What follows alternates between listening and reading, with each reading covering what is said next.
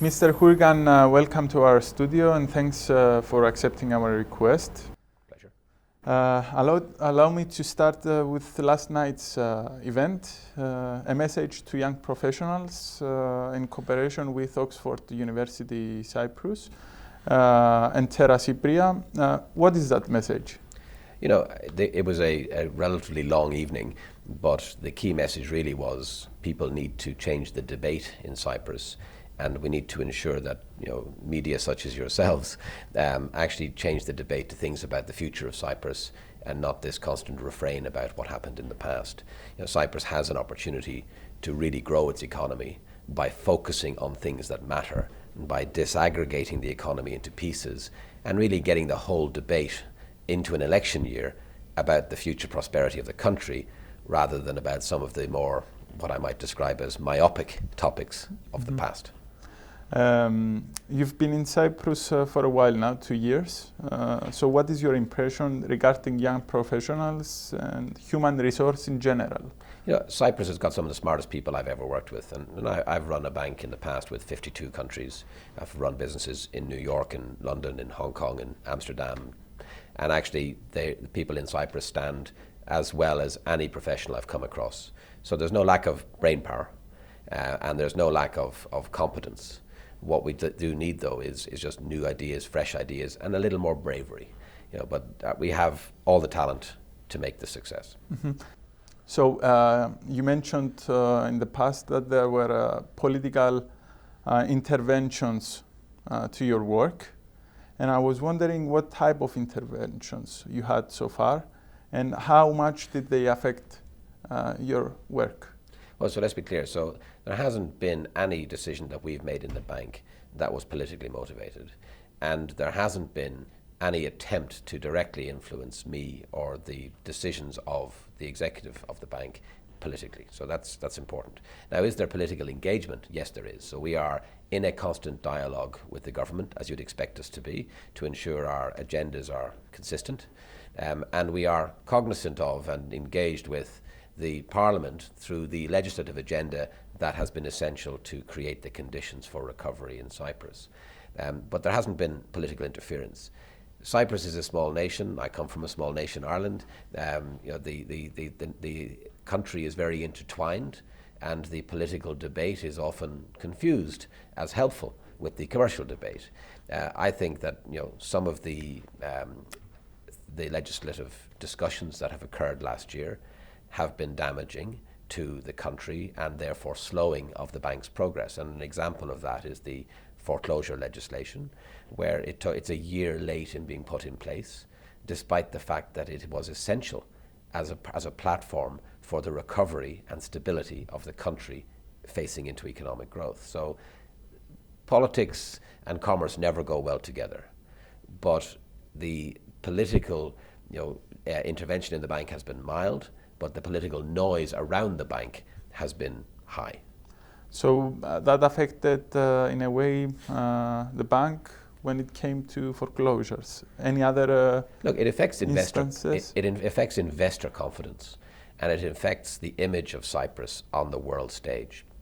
And as we try and make sure that Cyprus is regarded as a great place to invest for the future and a great economy where foreign direct investment can come and put its money to work, is really important that they see a mature and a very stable and serious legislative environment, political environment, and attitude. And I think that some of the debates we have and some of the things we discuss, in the general sphere of politics, but also through the media in Cyprus, often don't do Cyprus justice. Cyprus is a serious place, and we need to suggest it as such so that we can attract the foreign direct investment that the country so desperately needs.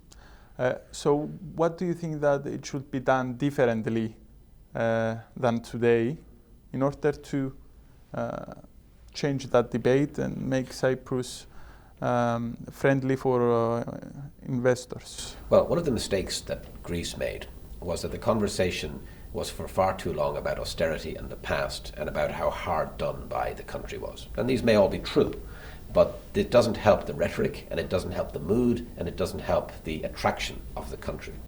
So we have to change the rhetoric to one of We have built the foundations of austerity.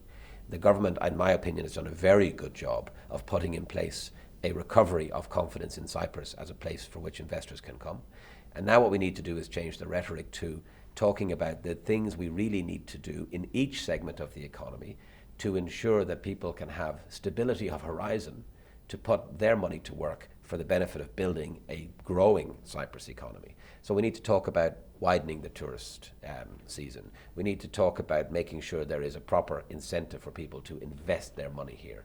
We need to ensure that we are non-bureaucratic. We need to make sure that if we're going to build, an education or a medical or a convalescence centre for the region, that we really get behind it and create a plan, and that plan is articulated in a really straightforward way, and that it is communicated externally to the country, internally to the country, and that everyone's message is consistent about building a bigger economy in Cyprus, which can then create jobs, which can then create stability, which can then create wealth, etc., etc. So what should be the next steps towards this direction? Well, so in rebuilding the bank, we've had to do a lot of small steps.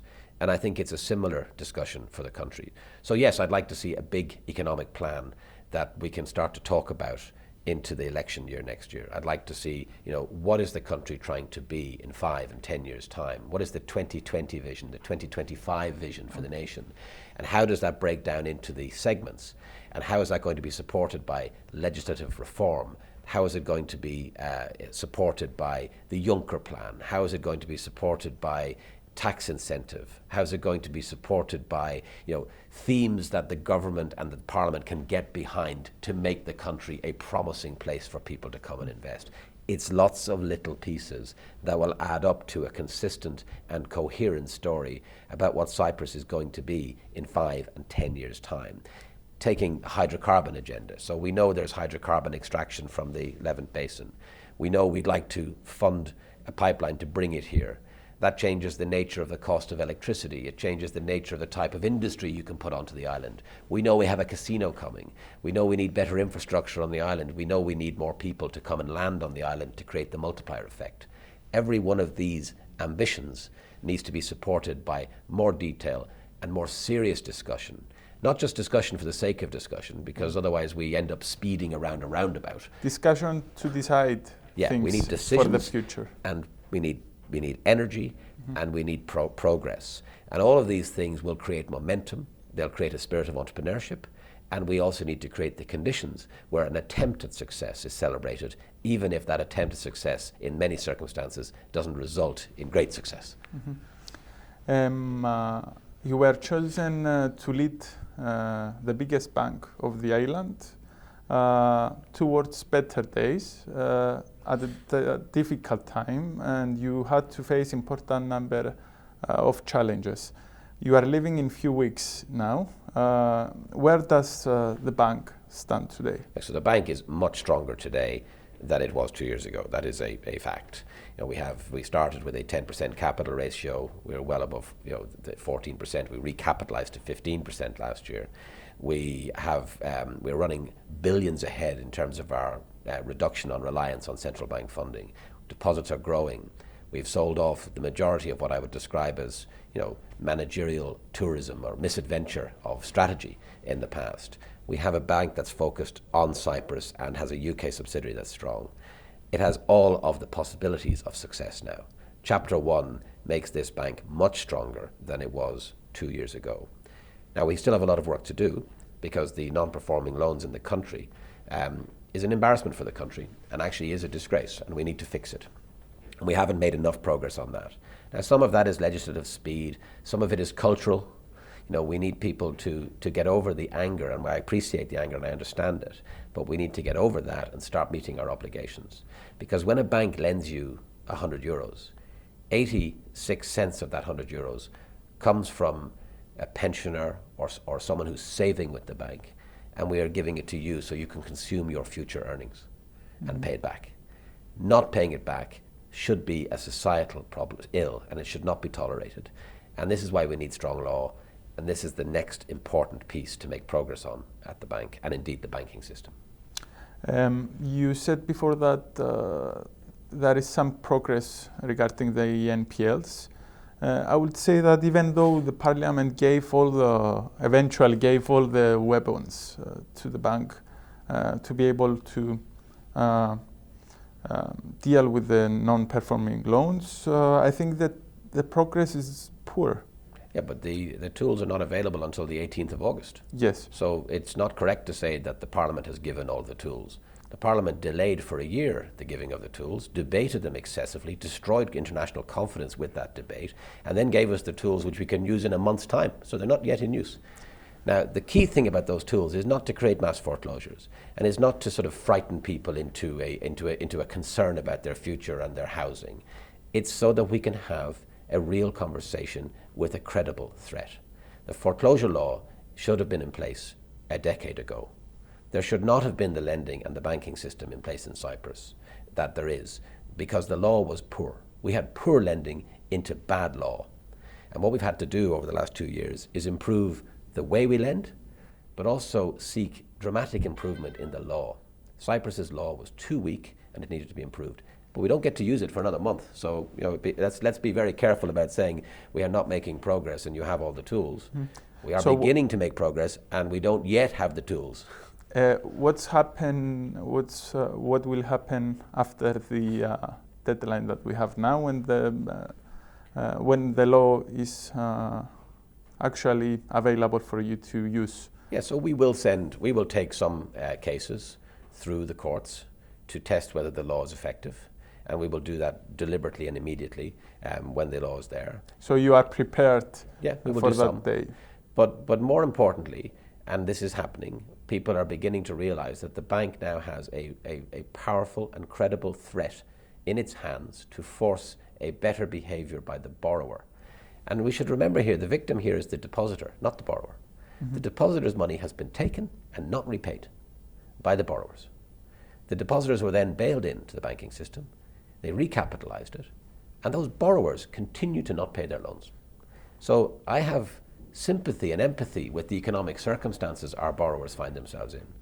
But I have much more sympathy and empathy with the depositors who so carefully saved their money and lost it into the equity or lost it for good, and the borrowers are still not behaving. So it is about creating a good conversation with our borrowers and trying to find a solution that allows them meet their obligations that they entered into to repay our depositors the money that they borrowed from our depositors.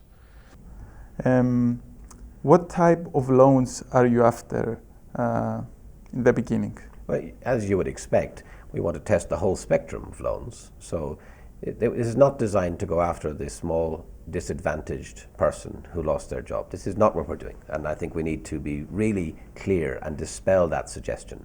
This is not about politics. This is about banking. So we will go after some larger corporates to see if we can test the law. We will go after different jurisdictions, so we will try different courts in Cyprus. We will go after some households who have clearly not been cooperating with us and refuse to cooperate.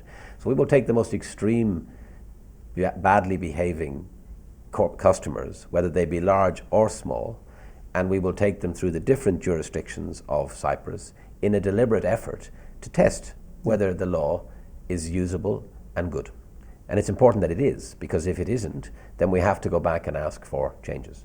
Because this country, if it wants to be successful again, and if it wants to restore full confidence in its system and it is a place to do business, then we need to make sure we've got good law. So that's why we're testing it. We're not testing it to be vindictive or bad.